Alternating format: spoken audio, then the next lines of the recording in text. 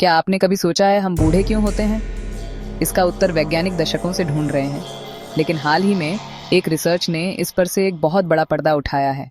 दोस्तों, हमारे दिमाग में एक छोटा सा हिस्सा होता है जिसे हाइपोथैलेमस कहते हैं। आप इसे हमारे शरीर का कंट्रोल रूम मान सकते हैं। ये शरीर के तापमान, भूख, प्यास, नींद और भावनाओं को नियंत्रित करता है और हार्मोन भी बनाता है। और अब इस रिसर्च से पता चला है कि ये हमारी उम्र बढ़ने की प्रक्रिया को भी नियंत्रित करता है। वैज्ञानिकों ने पाया कि इसी हिस्से में एक प्रोटीन होता है जिसका नाम है मेनिन। ये प्रोटीन हमारे शरीर में होने वाली सूजन को बढ़ने से रोकता है।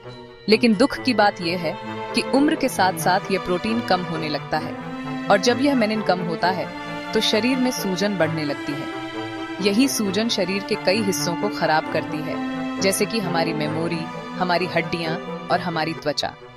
ये सब बुढ़ापे की निशानियां हैं। लेकिन वैज्ञानिकों ने सिर्फ समस्या की पहचान नहीं की, बल्कि उसका समाधान भी खोज निकाला। उन्होंने देखा कि जब मेनिन प्रोटीन कम होता है तो एक बहुत जरूरी अमीनो एसिड डी सेरीन भी कम होने लगता है। ये डी सेरीन हमारी मेमोरी और सीखने की क्षमता के लिए बहुत अहम है। तो वैज्ञानिकों ने एक प्रयोग किया। उन्होंने बूढ़े चूहों को डी सेरीन दिया, और जो नतीजे सामने आए वो चौंकाने वाले थे। बस 3 सप्ताह के अंदर उन चूहों की याददाश्त बेहतर हो गई, उनकी हड्डियां और त्वचा मजबूत हो गईं। अब सवाल ये है कि क्या ये इंसानों पर भी काम करेगा? रिसर्च अभी शुरुआती दौर में है और ये सिर्फ चूहों पर हुई है, लेकिन ये खोज हमें एक नई दिशा दिखाती है।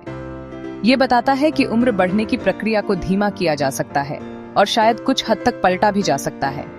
तो अगली बार जब आप उम्र बढ़ने के बारे में सोचें तो याद रखिएगा कि इसका राज किसी महंगे क्रीम में नहीं, बल्कि शायद आपके मस्तिष्क के अंदर ही छिपा है।